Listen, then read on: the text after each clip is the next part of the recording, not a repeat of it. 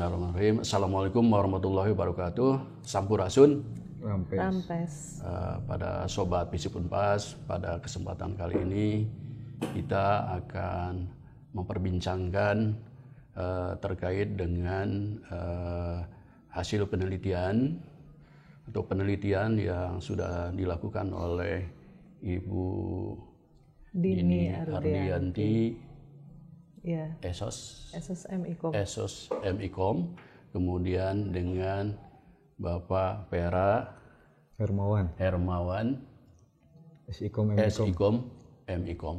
Jadi dua peneliti ini adalah sudah terpilih menjadi peneliti terbaik untuk Visip Unpas untuk tahun akademik 2023 ya, tahun akademik 2022-2023. Nah, kita akan mengeksplor lebih jauh terkait dengan hasil penelitian ini. Namun sebelumnya kami perlu menjelaskan terkait dengan UPT P2M PRD ya.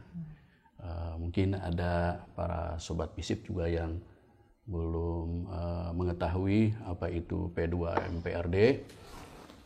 UPT P2M PRD adalah salah satu unit pelaksana teknis di Visip Unpas ini yang terkait dengan penelitian, pengabdian kepada masyarakat, publikasi dan rekognisi dosen. Jadi sebenarnya sudah luas ini ya terkait dengan penelitian, pengabdian kepada masyarakat, publikasi dan rekognisi dosen. Nah, program yang sudah dijalankan oleh UPT P2M PRD adalah mengenai memfasilitasi para dosen dalam penyelenggaraan penelitian dan pengabdian kepada masyarakat, kemudian juga menyelenggarakan pelatihan terkait dengan penulisan proposal penelitian pengabdian kepada masyarakat, terutama orientasi untuk program-program dari Kemendikbudristek ya, penelitian dan pengabdian kepada masyarakat. Kemudian juga menyelenggarakan pelatihan penulisan buku ajar, kemudian book chapter, kemudian juga buku hasil penelitian dan monograf. Monograf ini mungkin yang masih belum banyak dilakukan oleh dosen terkait dengan buku hasil penelitian, tapi dalam satu tema tertentu. Gitu ya. Nah, P2MPRD ini sudah mengembangkan skema penelitian menjadi 6. Yang pertama adalah PDUPT, penelitian dasar unggulan perguruan tinggi, kemudian PTUPT, penelitian terapan unggulan perguruan tinggi, kemudian PDP, penelitian dosen pemula. Jadi kami meminjam istilah PDP ini sebetulnya untuk dosen yang masih memiliki jabatan fungsional asisten ahli, ataupun kalau ada di antaranya dosen yang tenaga pengajar yang belum memiliki jabatan fungsional asisten ahli, ini menjadi anggota tandem dulu lah dengan dosen yang sudah memiliki jabatan fungsional. Kemudian yang keempat adalah PPM, penelitian visi misi, kemudian juga PKDN, penelitian kerjasama dalam negeri. Nah, penelitian kerjasama dalam negeri ini boleh dengan perguruan tinggi, tapi juga boleh dengan instansi, baik di pemerintah pusat ya, kementerian-kementerian, ataupun juga badan-badan begitu ya, kemudian juga di pemerintah provinsi ya, kemudian sampai ke pemerintah kabupaten kota. Nah, itu jadi boleh di luar perguruan tinggi itu para dosen melaksanakan kerjasama. Ini skemanya di PKDN, penelitian kerjasama dalam negeri. Begitupun juga ada yang keenam adalah PKLN, penelitian kerjasama luar negeri. Jadi dosen diharapkan juga bisa menjalin kerjasama dengan dosen-dosen dari perguruan tinggi lain di luar negeri ataupun juga mungkin lembaga-lembaga internasional ya Bu Dini, Pak Pera, seperti dengan badan-badan PBB misalnya, dengan UNICEF, dengan UNESCO, atau juga mungkin dengan NGO internasional misalnya ya, NGO yang seperti misalnya di komunikasi NGO yang bisa bisa kalau saya isu lingkungan ke Greenpeace, atau kalau PBB-nya itu UNEP, United Nations Environment Program. Ya seperti itulah ya. Jadi silahkan dosen bisa melaksanakan kerjasama dalam penelitian di luar negeri, baik itu dengan perguruan tinggi maupun dengan lembaga-lembaga lain. Nah, sementara untuk PKM, program pengabdian kepada masyarakat itu baru ada 2. Yang pertama adalah PKM, program kemitraan masyarakat, dan PPPM. Jadi program pengembangan visi misi. Nah, ini terkait dengan visi Unpas, visi misi Unpas ataupun visi misi FISIP Unpas, itu terkait dengan kesundaan dan keislaman atau keislaman dan kesundaan. Ini juga sudah mulai banyak ya para dosen yang sudah melaksanakan baik di penelitian maupun pengabdian yang bertemakan visi misi. Nah, ini juga kami mendorong dari P2MPRD mendorong supaya dosen juga melaksanakan penelitian yang bertemakan visi misi, dan itu supaya jumlah penelitinya, jumlah kelompok penelitiannya juga banyak. Kami mendorong untuk silahkan itu untuk lintas prodi ya, untuk lintas prodi terutama ya. Kemudian, nah untuk program dari UPT P2MPRD yang akan dilakukan itu adalah pendampingan penulisan dan publikasi jurnal internasional bereputasi dan jurnal nasional terakreditasi. Ya diharapkan kalau jurnal internasional bereputasinya yang tinggi lah, ya bereputasi tinggi seperti Scopus ataupun juga WOS, Web of Science gitu ya. Sedangkan jurnal nasional terakreditasi Sintanya 1-6. Nah, itu yang diutamakan. Kemudian program yang akan dilakukan oleh P2MPRD juga terkait dengan pelatihan penyusunan model prototipe. Ini terutama dosen-dosen yang mengambil skema penelitian terapan unggulan perguruan tinggi. Jadi ini penelitian terapan, nanti diharapkan bisa menghasilkan model prototipe. Seperti itu. Atau juga dosen-dosen yang melaksanakan pengabdian kepada masyarakat, nanti luarannya adalah model prototipe. Mungkin itu sekilas terkait dengan program dari P2MPRD yang sudah dan akan dilakukan. Kita lanjut kepada hasil penelitian ini. Bu Dini dan Pak Pera, judul penelitian yang kemarin di tahun akademik yang kemarin 2022-2023 apa tuh? Ya, hatur nuhun sebelumnya sudah diundang oleh P2MPRD FISIP Unpas. Oke, penelitian ini sebetulnya penelitian yang memang lanjutannya dari beberapa tahun-tahun sebelumnya, karena memang kebetulan roadmap-nya saya terkait dengan isu-isu lingkungan. Dan untuk tahun ini judul penelitian kami itu adalah komunikasi kebijakan dalam penanganan sampah di Kota Bandung, masih di Kota Bandung. Dan ya kenapa sih masih meng-highlight untuk mengangkat topik-topik yang memang kaitannya selalu dengan isu lingkungan di Bandung terutama ya. Karena pada dasarnya banyak peristiwa alam ya Pak ya, apalagi sekarang banyak semacam mungkin bisa bencana alam atau peristiwa alam yang fenomena alam yang tidak disadari oleh masyarakat pada umumnya. Misalnya seperti kita tiba-tiba merasa gerah gitu, atau cuaca ekstrim gitu, hujan terus menerus, tiba-tiba panas sepanjang hari. Tapi itu bukan dalam musimnya gitu ya. Itu sebetulnya adalah ada perubahan iklim. Nah, perubahan iklim ini sebetulnya memang diawali karena memang banyak ternyata kalau dari hasil penelitian ini ternyata banyak karena masalah perlakuan terhadap alam kita. Salah satunya perlakuan kita untuk peduli pada lingkungan. Salah satunya itu ke sampah. Karena sampah yang menumpuk, apalagi ternyata juga dari hasil riset kami, sampah yang menumpuk ini dalam sehari untuk kota Bandung aja, sehari ini setiap orang setengah kilogram. Kalau di kota Bandung sendiri per harinya itu kalau dikalkulasikan sekitar 1.500 ton per hari. Kalau diibaratkan di lapangan sepak bola GBLA ya. Itu seperti 7 meter di lapangan sepak bola itu, bayangkan gitu ya. Itu satu hari. Nah, artinya sampah organik lah yang 60% yang terkumpul di dalam timbulan sampah.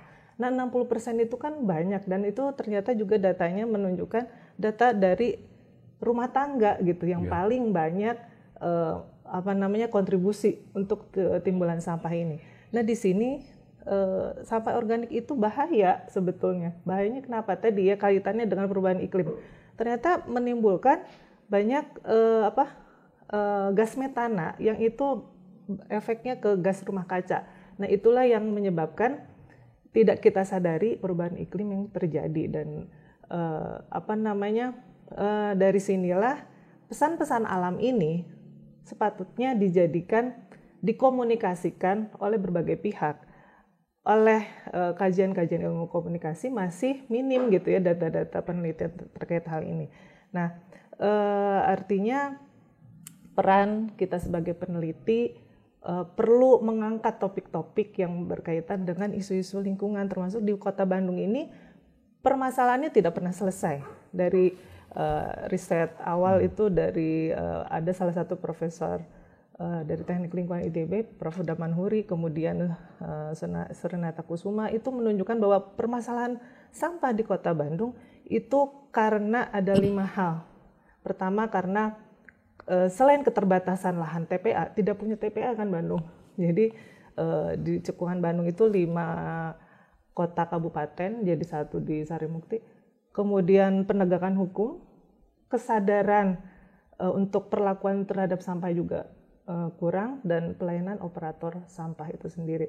Nah, dari sini sehingga kami melanjutkan penelitian ini, memang bagaimana sih peran pemerintah, komunikasi pemerintah dalam merumuskan, kemudian mengimplementasikan, mengkomunikasikan pada publik untuk menangani sampah yang memang belum ada solusi yang yang lebih lebih praktis atau lebih partisipatif yang ini, Pak. Baik. Ini terkait dengan latar belakang ya, mengapa penelitian tersebut dilakukan oleh Bu Dini dan Pak Pera gitu. Saya langsung kepada metode penelitiannya ya, dan pendekatan penelitian yang digunakan dalam penelitian ini apa? Ini menggunakan metode kualitatif dengan pendekatan studi kasus. Bagaimana kami melakukan pendekatan studi kasus ini, karena memang Bandung ini dari data yang kami kumpulkan salah satu menjadi kota penyumbang sampah terbesar, tapi ternyata ada semacam ini Pak, kan sebetulnya kebijakannya itu sudah bagus Pak ya, didukung dengan ada perda-perda yang nomor 9 tahun 2018 itu tentang pengelolaan sampah. Jadi salah satu kebijakan yang memang mendukung penanganan sampah di Kota Bandung.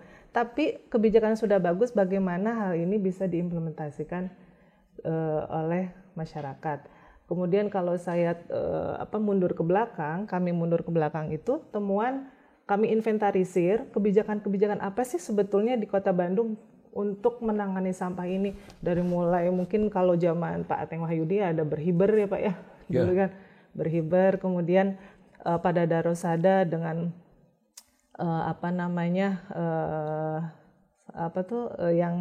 yang di saya lupa kok jadi kalau Pak Ridwan Kamil itu biopori, ya terus Kang Pisman dimulai almarhum Pak Odet dan Pak Yana Mulyana. Terus 1 juta biopori itu juga sebuah gerakan yang memang mengumpulkan para komunitas kelompok peduli lingkungan, pegiat lingkungan di Kota Bandung, sehingga mereka berkumpul menjadi satu forum Bandung Juara Bebas Sampah.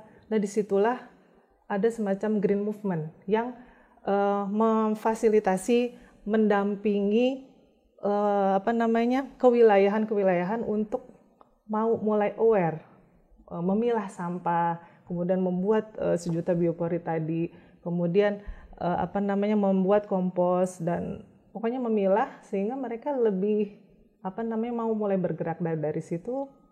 Sehingga metode pendekatan studi kasus ini kami merasa bahwa keunikan dari Kota Bandung bisa diangkat dalam penelitian ini. Ya jadi kalau berhiber tuh ingat zaman dulu saya mahasiswa itu saya meneliti tentang berhiber itu Bandung hijau dan berbunga. Iya. Saya BUDP-nya. Iya. Bandung Urban Development Project. Di balai kota itu, depan balai kota itu ada foto Pak Ateng Wahyudi. Sebelum BUDP dia sedih, nangis gitu. Tapi setelah BUDP dia ceria gitu ya. Tertawa gitu. Nah, ini zamannya Pak Ateng ya, seperti itu. Itu juga terkait dengan isu lingkungan. Jadi BUDP Bandung Urban Development Project gitu ya. Nah, seperti itu. Nah ini menarik ini penelitian yang dilakukan oleh Bu Dini dan Pak Pera ini. Mungkin kami ingin lebih jauh lagi terkait dengan hasil penelitian ini nih. Dari masing-masing tujuan penelitian ini. Ada berapa tujuan penelitian? Kemudian bagaimana hasilnya dari penelitian tersebut?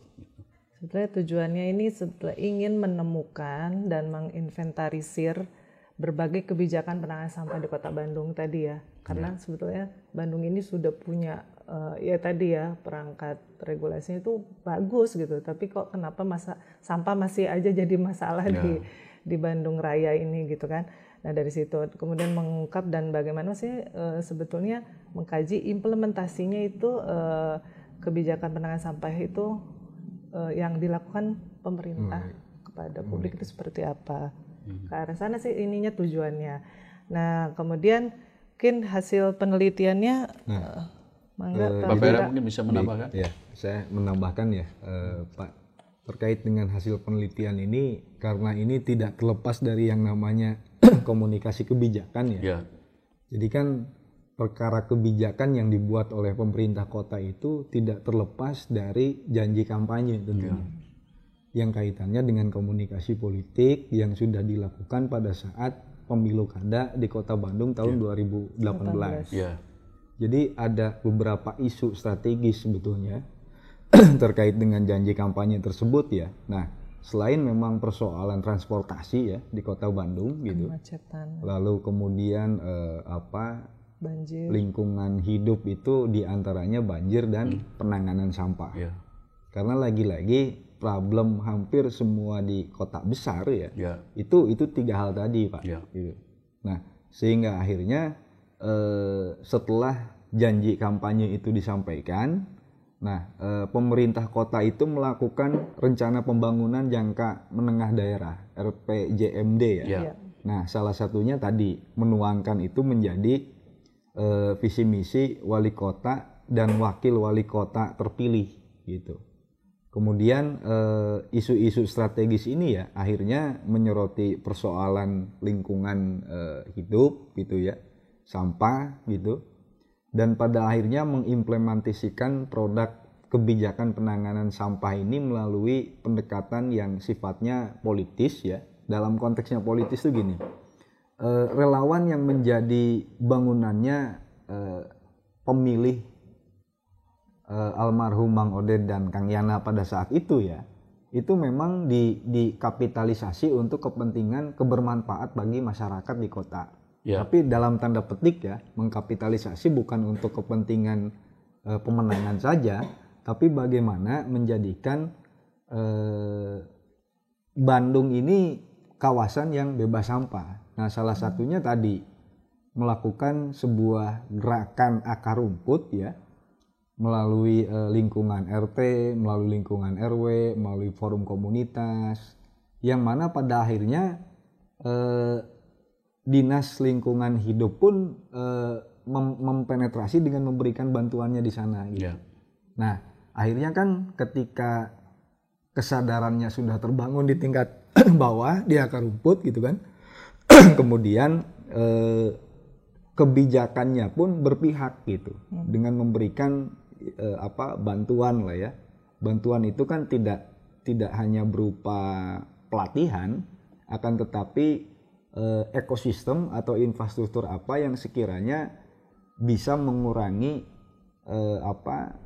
distribusi sampah organik sehingga tidak menumpuk di TPA pada akhirnya.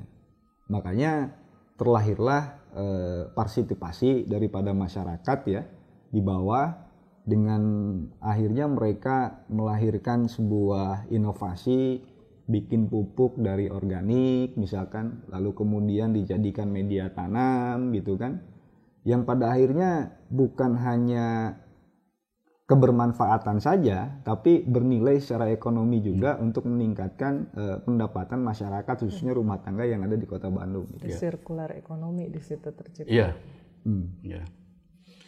Ya. Bisa, boleh saya tambahkan sedikit lagi? Jadi implementasi kebijakan penanganan sampah ini memang dihasilkan melalui pendekatan politis tadi yang disampaikan Pak Vera, pendekatan teknokratik. Kemudian juga adanya pendekatan partisipatif top down dan bottom up. Ya, itu memang yang yang dilakukan oleh dalam komunikasi pemerintahan ini. Ya. Saya jadi ingat Pak Ateng Wahyudi lagi nih ketika saya mahasiswa. Saya membaca dulu, kesenangan saya itu sebelum berita itu saya membaca rubrik asal usulnya Pak Mahbub Junaidi almarhum. Di situ ada SK-nya, SK Wali Kota yang ditetapkan atau dikeluarkan oleh Pak Ateng Wahyudi itu terkait dengan kantong untuk kuda ini supaya kotorannya tidak berceceran kemana-mana, itu malah di SK-kan itu, sudah di SK-kan. Itu kan di daerah mana? Di daerah Ganesha ya, Taman Ganesha itu kan banyak kuda-kuda itu ya, maksud itu kan banyak berceceran, sampai di SK-kan itu oleh Pak Ateng Wahyudi itu. Nah, itu memang salah satu ini apa ya? Iya, begitu penting ya untuk bisa menghindari kotoran dari kuda ini. Jadi betul Pak, yang namanya kebijakan itu memang tingkat dukungan dari pemerintah terhadap pengelolaan sampah ini sudah tinggi. Nah, problemnya hari ini itu bagaimana masyarakat mengawal implementasi itu semua. Karena kembali lagi Pak, ketika aturan payung hukumnya sudah jelas, implementasinya kalau tidak dikawal dan tidak ada penegakan hukum yang tegas, ya akhirnya sulit gitu untuk melahirkan kesadaran bahwasanya sampah ini sesuatu hal yang harus menjadi perhatian bersama. Bukan hanya fasilitasnya saja atau infrastrukturnya saja, tapi bagaimana tadi gitu melahirkan kesadaran di akar rumput sehingga pada akhirnya ini adalah permasalahan bersama untuk melahirkan ya tadi kawasan-kawasan yang tentunya asri gitu ya, nyaman gitu untuk masyarakat sekitar. Nah, di sini memang masih perlu yang namanya bentuk dari sebuah kesadaran dan harus dikomunikasikan gitu.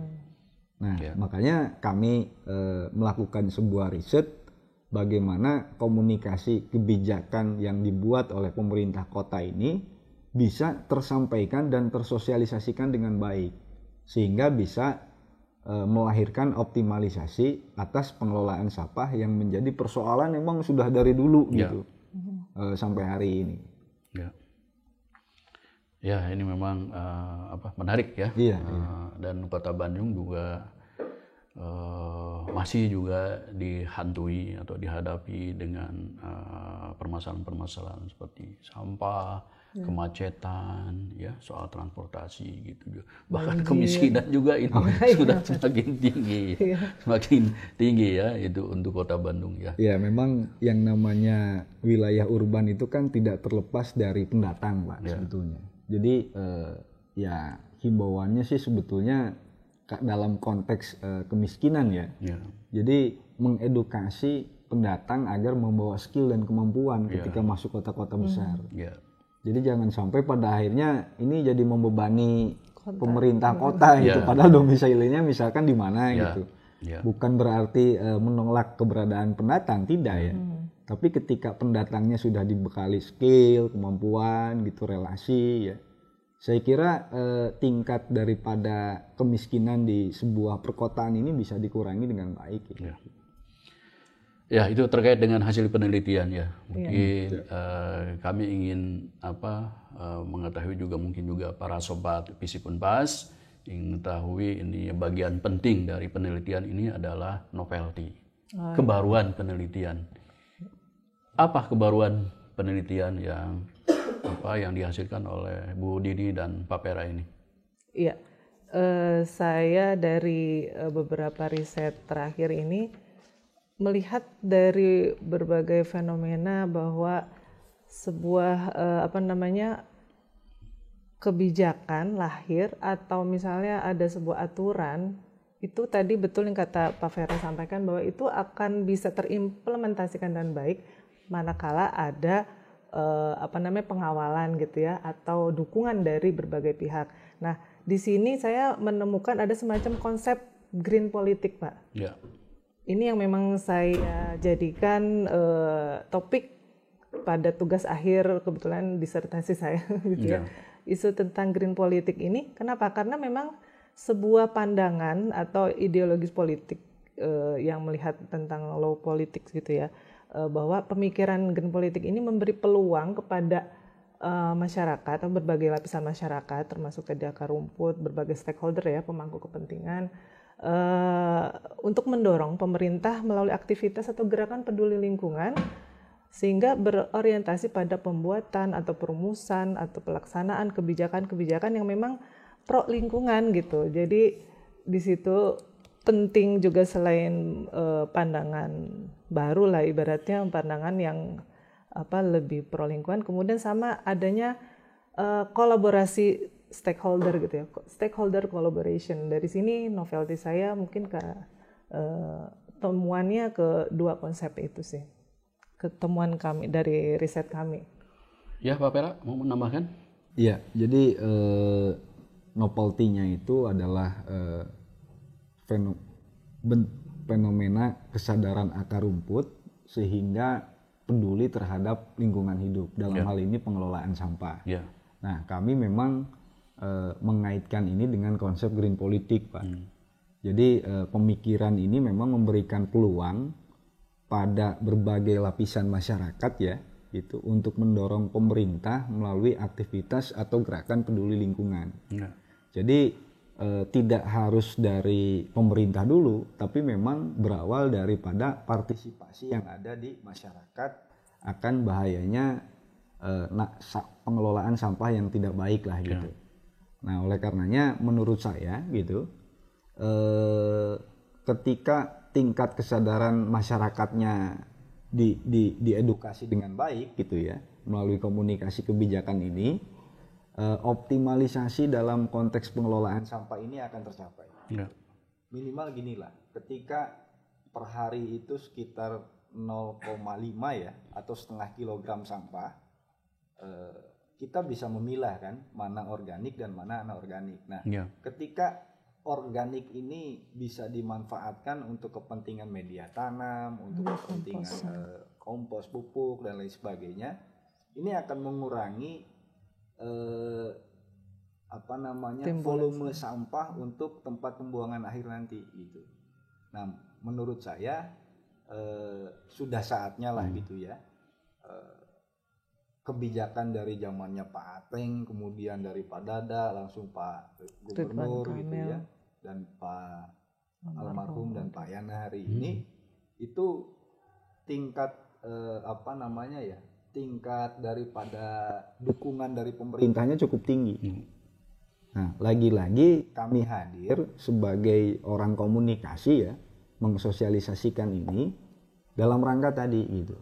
Biar gayung bersambut. Jadi kebijakan payung hukumnya sudah jelas, kemudian kemampuan mitigasi masyarakatnya terhadap pengelolaan sampahnya pun sudah mumpuni, maksudnya sudah paham dan sadar gitu. Yang pada akhirnya tadi kawasan bebas sampah itu bisa terjadi di beberapa RW atau kelurahan yang ada di Kota Bandung. Nah, salah satunya lokasi yang kita jadikan penelitian dan pengabdian di Kampung Jamaras gitu. Jadi itu mungkin target ke depan akan menjadi kawasan bebas sampah di lingkungan kelurahan maksudnya, atau di RW-nya setempat gitu. Nah, ini Jepang juga membutuhkan waktu 8 tahun. Ada kesadaran dari masyarakat untuk memilah mana yang sampah organik, mana yang anorganik itu lama ya, Pak. Ya. Kemudian juga saya pernah terlibat dalam program public campaign, kampanye publik, ya salah satunya adalah juga soal persampahan. Ternyata itu ada duta lingkungannya yang anak-anak SMP itu ya.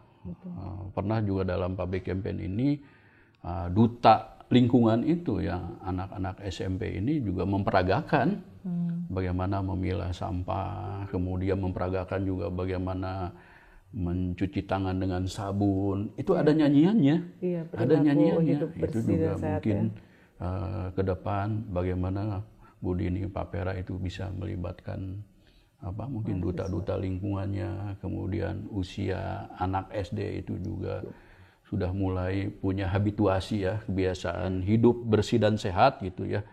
Salah satunya mungkin melombakan bagaimana mencuci tangan dengan sabun dengan baik, itu seperti apa, mungkin seperti itu. Nah, kemudian pada kesimpulan dan rekomendasi apa yang bisa disampaikan Bu Dini dan Pak Pera ini? Ya, tadi kurang lebihnya memang untuk kesimpulan yang kami temukan ya, bahwa komunikasi kebijakan ini memang perlu didorong oleh berbagai pihak, termasuk tadi ya adanya kolaborasi stakeholder, karena lagi-lagi yang namanya kebijakan apapun ya, bukan masalah lingkungan aja sebetulnya, kalau tidak ada komunikasi partisipatoris atau stakeholder collaboration atau apapun itu pun tidak akan optimal. Dan bagaimana implementasinya ini melibatkan kewilayahan, berbagai peran-peran dari akademisi, pentahelix ya, akademisi, bisnis ya sebagai produsen, kemudian birokrat, komunitas dan government termasuk media. Ini perlu gitu ya untuk sama-sama bersinergi untuk tetap power collaboration gitu, the power of collaboration-nya di sini. Seperti itu Pak yang kesimpulannya dan rekomendasinya. Mungkin ada lagi dari Pak. Ada tambahan dari Pak Pera? Tambahan saya gini Pak, sebaik apapun kebijakan yang dibuat oleh pemerintah, kalau tidak mensosialisasikan dengan tepat dan alat yang tepat, saya kira ini tidak akan optimal. Makanya berkaitan dengan kasus yang memang sudah kami teliti tadi gitu ya, betul bahwa bukan hanya sekedar media, bukan hanya sekedar alatnya, tapi duta lingkungan hidup. Karena di kawasan bebas sampah di wilayah Jamaras kemarin gitu Pak ya, pengabdian itu memang dilakukan oleh anak-anak sekolah dasar gitu. Jadi mereka masuk mengetuk pintu ke rumah-rumah warga gitu, mengambil sampah organik, mereka pilah gitu sambil bernyanyi, Pak. Sambil bernyanyi. Jadi sesuatu hal yang menurut saya memang paradoks di tengah padatnya kawasan, tapi hal itu ada. Nah, berarti mungkin itu bisa dilakukan di kawasan yang lainnya yang ada di Kota Bandung. Nah, itu mungkin yang menjadi rekomendasi dan pengalaman kami ya ketika melakukan penelitian dan pengabdian di lokasi tersebut. Yang pada akhirnya stakeholder itu bukan hanya sekedar mereka yang usia produktif, tapi mereka yang menjadi pelajar, yang mana kita harus mempersiapkan generasi ke depan bahwasanya pengelolaan sampah ini menjadi tanggung jawab bersama, bukan hanya pemerintah, tapi masyarakat dan juga kepentingan stakeholder yang lainnya lah maksud saya gitu. Jadi termasuk tadi infrastruktur yang memang harus kita persiapkan. Nah, lagi-lagi kalau sampah anorganik kan pemerintah kota pun sekarang mulai membuat sebuah fasilitas baru ya. Ada pembakar sampah tapi tidak mencemari lingkungan hidup gitu. Nah, lagi-lagi itu yang sifatnya memang anorganik ya, walaupun secara kajian masih perdebatan gitu ya. Tapi setidaknya sesuatu itu memang harus dimulai gitu. Karena saya yakin tidak ada kebijakan yang semua orang pro atau semua orang sependapat gitu. Pasti ada kontranya. Nah, bagaimana agar meminimalisir kontranya ini, tapi memang kepentingannya untuk keberhasilan daripada optimalisasi pengelolaan sampah. Nah, itu mungkin yang menjadi rekomendasi dan saran ke depan. Oke. Ini yang terakhir terkait dengan luaran penelitian. Nah, ini Kemendikbud Ristek. Itu sebetulnya, kalau dulu Kemendikbud Ristek Dikti ya, itu sebetulnya sejak tahun 2016 itu penelitian pengabdian kepada masyarakat itu luaran, sudah berbasis luaran. Jadi bukan hanya penelitian itu berhenti dalam penyusunan laporan akhir, tapi bagaimana laporan akhir ini kemudian dibuat atau disusun menjadi luaran. Nah, luaran itu terkait dengan jurnal, baik jurnal internasional maupun jurnal nasional, terutama jurnal nasional yang terakreditasi. Nah, ini bagaimana luaran yang dicapai oleh Bu Dini dan Pak Pera ini terkait dengan penelitian tersebut. Ya, untuk luarannya kemarin sudah publikasi, Pak, statusnya publish. Untuk yang pertama itu di jurnal nasional Sinta 4, jurnal ekonomi yang terkait skopnya tentang kebijakan juga. Itu jadi sebetulnya dari penelitian ini di-split jadi 2 artikel gitu, 2 jurnal dipublikasikan di 2 jurnal. Pertama tadi jurnal nasional dan satu lagi jurnal internasional terindeks Scopus kebetulan Q3. Iya, dan baru Januari ini publish. Sama dengan topik yang sama tapi pembahasannya lebih difokuskan, dibagi dari pertanyaan tadi ya, 2 pertanyaan penelitian dipublish dengan 2 jurnal. Ya.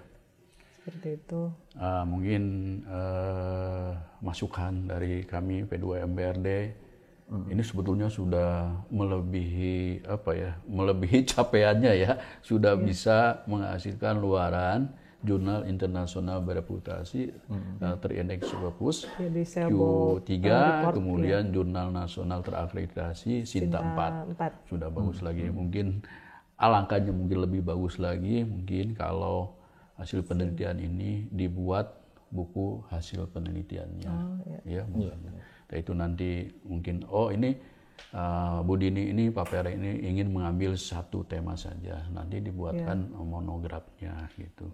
Bahkan mungkin lebih jauh lagi itu ada juga misalnya book chapter internasional atau juga mungkin buku internasional. Ya, ini menarik. Semoga. Ya, menarik ya bagaimana green politik ini terkait dengan komunikasi ya. Nah, ini mungkin ya. Nah, ininya saya juga teringat dengan hasil penelitiannya Oscar Levy di Amerika Latin tentang kemiskinan perkotaan sampai menghasilkan teori apa ini disebut dengan teori the culture of poverty. Jadi budaya kemiskinan. Konsep budaya dan kemiskinan itu punya relasi. Kan secara sederhana kalau teori itu adalah dua konsep atau lebih yang saling berkorelasi. Ini budaya dan kemiskinan saling berkorelasi gitu ya. Bahwa orang miskin itu secara individu dia memiliki budaya seperti apatis, apolitis gitu, seperti itu. Pasrah kepada nasib. Ada abdi matos kieu kaayana. Seperti itu secara individu ya. Dan itu diturunkan. Nah, kemudian secara kolektif menurut Oscar Levy dari hasil penelitian itu bahwa orang miskin itu tidak terintegrasi ke dalam lembaga utama masyarakat. Dia tidak terintegrasi ke keluarga yang kaya. Yang seharusnya orang miskin itu bisa memberikan tenaga, kemudian orang kaya bisa memberikan imbalannya gitu. Atau mungkin juga tidak terintegrasi ke lembaga utama yang lain, lembaga utama masyarakat yang lain seperti koperasi. Dia tidak menjadi member, tidak menjadi anggota koperasi, juga tidak bisa pinjam misalnya untuk modal usaha dan lain-lain, perbankan dan lain seperti itu. Baik, terima kasih Bu Dini, Pak Pera yang sudah menyampaikan memang tugas dosen adalah selain mengajar atau mendidik itu melakukan penelitian, pengabdian kepada masyarakat, membimbing mahasiswa dan lain-lain. Dan hasil penelitian ini bukan hanya berhenti dalam penulisan laporan akhir, tapi juga dibuat laporannya itu berupa jurnal, ya, kemudian berupa buku hasil penelitian ataupun monograf, atau mungkin juga book chapter seperti itu. Akan kelihatan hasilnya. Saya kira itu saja pada kesempatan ini. Sekali lagi terima kasih Bu Dini, Pak Pera. Mungkin ada closing statement dari Bu Dini, Pak Pera terkait dengan ini. Boleh. Untuk ini ya bahwa riset ini sebetulnya bagian dari pembelajaran atau memang bagian dari Tridharma perguruan tinggi sih Pak ya, peran sebagai dosen dan melibatkan peran juga dari mahasiswa karena mahasiswa pun menjadi mereka pembelajaran untuk meneliti tugas akhir dan sebagainya, dan itu pun menjadi satu tim dalam penelitian kami, dan ada kewajiban melibatkan mahasiswa untuk bisa bersama-sama kontribusi dalam menghasilkan sebuah temuan-temuan di penelitian ini. Ya, seperti memang itu. Mahasiswa juga harus terlibat ya, harus terlibat dalam penelitian ini sebagai proses pembelajaran, terutama mahasiswa yang sedang skripsi yang sedang menunaikan tugas skripsinya gitu, tugas akhirnya. Pak Pera ada tambahan? Tambahannya gini aja Pak, jadi penelitian ini tidak hanya berupa hasil kajian pustaka dan helaian kertas yang disimpan di perpustakaan gitu. Tapi yang perlu kita pahami berbicara Tridharma itu bagaimana melahirkan kebermanfaatan dari penelitian ini untuk masyarakat. Dan tentunya apa yang menjadi masalahnya di masyarakat, kami dari perguruan tinggi senantiasa hadir gitu, sehingga bisa mengurangi setidaknya apa yang menjadi beban daripada masyarakat itu sendiri. Ya salah satunya tadi Pak ya, persoalan kemiskinan, persoalan lingkungan hidup, persoalan yang memang menjadi fokus daripada pengabdian yang dilakukan oleh perguruan tinggi itu sendiri. Barangkali itu saja. Mungkin juga saya terinspirasi ini bagaimana juga peraturan daerah terkait dengan pengelolaan sampah ini juga mungkin ini bisa dibuat policy briefnya sebagai masukan bagi kebijakan terkait dengan perda ini. Mungkin perda yang sudah ada mungkin ada sisi kelemahannya ya atau kekurangannya. Mungkin Bu Dini dan Pak Pera melalui penelitian ini bisa bisa melengkapi, bisa mengoreksi dari perda yang sudah ada seperti itu. Ya. Menarik ini.